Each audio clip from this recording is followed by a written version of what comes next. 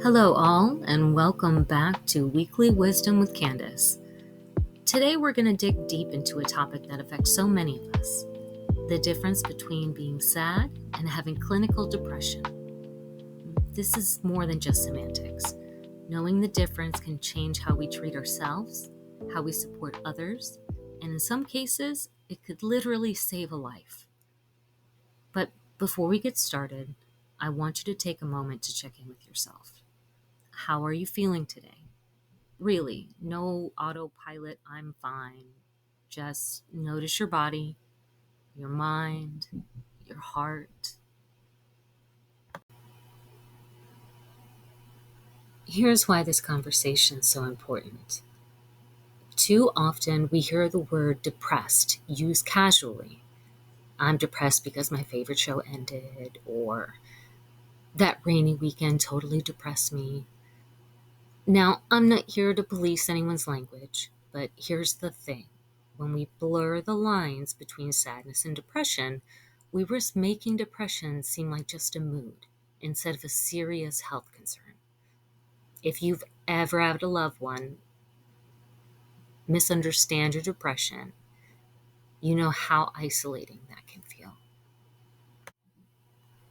Now, let's start with sadness. Sadness is a universal human emotion.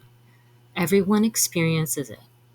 It's usually a direct response to something specific, like a breakup, losing a job, watching a heartfelt movie.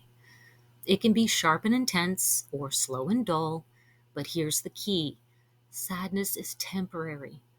Over time, it lifts. You may cry, talk it out, journal, distract yourself, and eventually the heaviness eases. For example, I remember being devastated after a friendship ended. Okay, I had to grieve the loss, and for weeks I felt like it was a rock in my stomach. But as time passed, I found myself laughing again, planning new things, feeling lighter. Um, that's sadness doing its natural work. What clinical depression really is?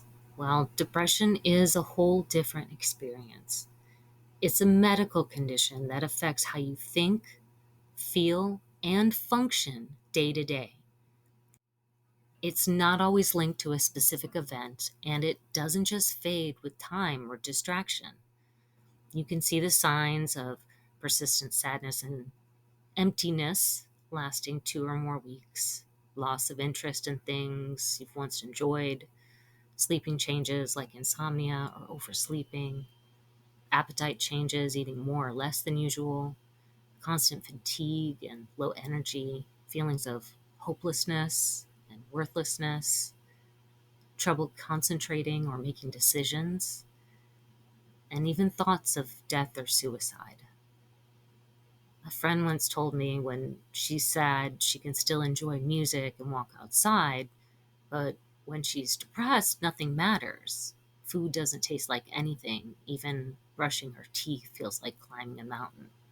So that's the difference. Depression hijacks your whole being. So, why do people confuse the two? Part of the confusion is cultural.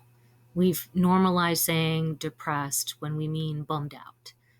Another reason is that sadness is a symptom of clinical depression, but in depression, it's accompanied by all other changes in mood, energy, sleep, appetite, and self worth. Recently, while speaking with a mental health expert, I asked, why do you think society downplays depression and treats it like it's just sadness? Now, they said that it was an important question and that they also think that society downplays depression for a few reasons. They said, first, depression is often invisible. Unlike a physical illness or injury, it doesn't always show outward signs. People can appear functional while feeling completely numb or hopeless inside. And because it's not always dramatic or obvious, Others may assume it's not serious.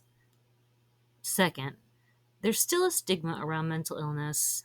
It can be uncomfortable for people to confront emotional pain, especially in cultures that value independence, positivity, and productivity.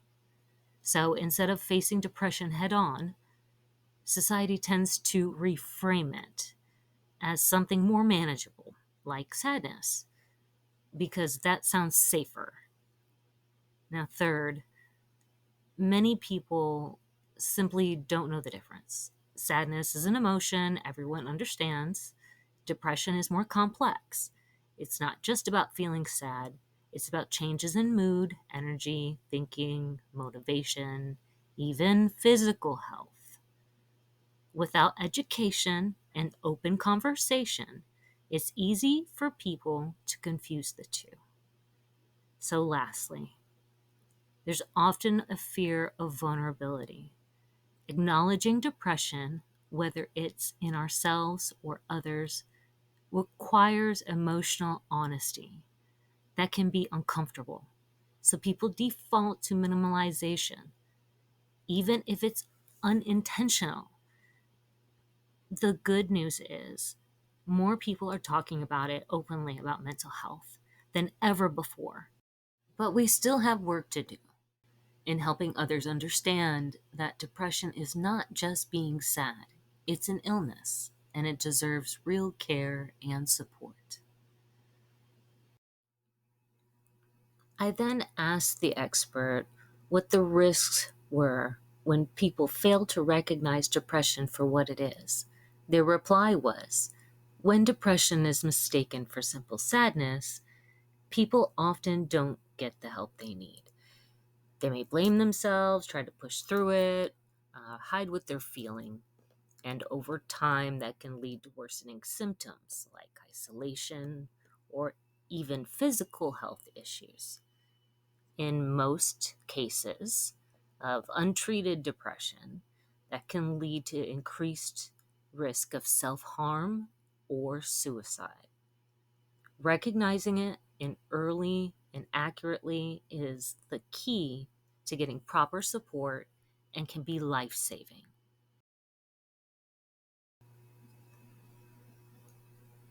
Here are some shared lived experiences from our peers. One peer said he felt he was sad before, but it was different. He knew sadness.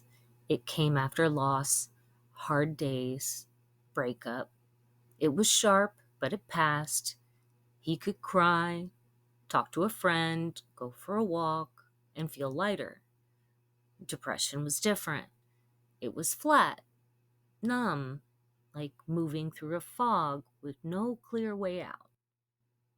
There were no tears, just a heaviness that clung to everything. He didn't feel bad. He barely felt anything at all. With sadness, he could see the way forward. With depression, he couldn't even see that he was stuck. Getting help taught him the difference and reminded him what it felt like to truly live again. Another peer kept going to work, answering text, even smiling when she had to. It just felt like she was tired or off. Probably just stress, she told herself. But over time, she stopped enjoying the things she loved. She avoided people. Everything felt heavy, and nothing felt worth the effort. Still, she thought, I'm just sad. It'll pass. But it didn't. A friend gently suggested, you don't seem like yourself. And that stuck. She looked up the signs of depression and saw herself in every one. Getting the help wasn't easy, she said, but once she did, it changed everything. She said therapy gave her clarity, tools, and hope. She learned that depression doesn't always look like you're falling apart. Sometimes it just feels fading. She's still healing, but she knows sadness passes, depression needs support. And I can personally attest that other symptoms are easy to overlook, like irritability, especially in adults. We chalk it up to stress, traffic, kids, work, but persistent irritability, snapping at loved ones, zero patience, constant frustration can be early signs of anxiety, depression, or burnout. Anger is often a mask for deeper distress. These stories remind us that while sadness is a part of the human experience, depression is an illness. It deserves treatment, compassion, and understanding. Peer run support groups. Many have told us that joining peer run support groups like ours at DBSA Northridge transformed their mental health journey and gave them the tools to thrive. Others have said we remind them they're not alone and that healing is possible. Most have felt empowered to take care of their wellness and build a supportive community. We provide a safe, respectful, and non judgmental environment for open dialogue, offering 7 meetings per week via Zoom and 3 in person. We also include specialized group addressing the unique needs of veterans, women, CPTSD, and our Black community group. And all our groups are always 100% free for everyone. So, when is it time to seek help? If you've been feeling low for more than 2 weeks, if you've lost interest in things you normally enjoy, or if you're finding it hard to function, it's time to talk to someone. Please do not wait until you're in crisis to get help. There are crisis resources. Call 988 or text. You can use a web chat at 988lifeline.org. Call 911 or utilize some of our other resources on our website. Support someone who's struggling. If someone tells you they're depressed, believe them. Positive or you have nothing to be sad about. That's not how depression works. Instead, putting yourself in their shoes, saying, I believe you, I'm here, you're not a burden, these things.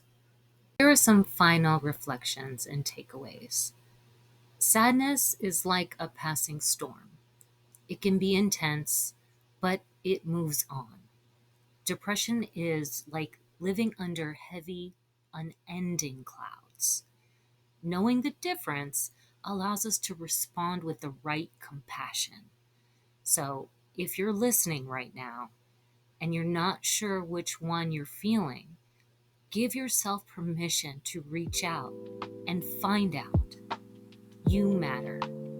Your life matters. Thank you all for being here today. If this episode has resonated with you, please share it with someone who might need to hear it. And remember, no matter where you are in your journey, you don't have to go through it alone. I'll see you next time.